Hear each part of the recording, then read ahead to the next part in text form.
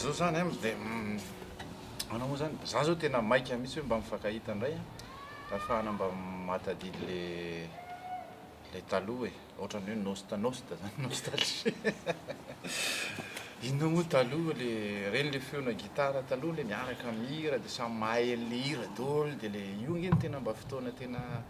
mahafinaritra fotoana tsy afaka ataontsika isan'andro le izy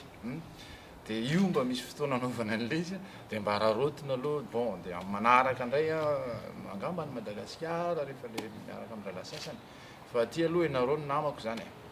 dia manantenany hoe atongavanareo zany a miaraka mihira misy matahotra tsy mahihira indray ao zany hoe zao zay ny ohatrany hoe mba atsipotsipotsy kely majinijiny kely le hira ho ataontsika eo zany raha vao mety nareo zay aloha inona re ty zao ohatra ty zao misy mahafantatra doty ty le hoe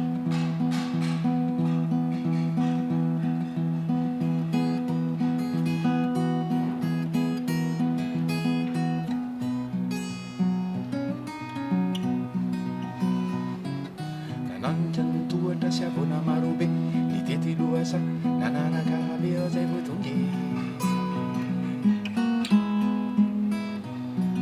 nanangona ny ora ho lasa nano maro e nanangona ny taona ho lasa taona maro ao zay voatonge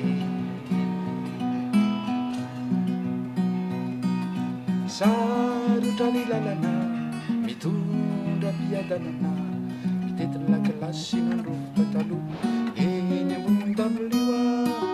mitety ny lakilasy sy nandrovo pataloha eny ambony dabilioa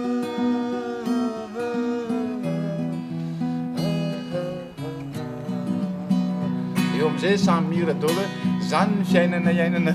aty andafy any Madagasikara naiza voatery mianatra foana raha tsy zany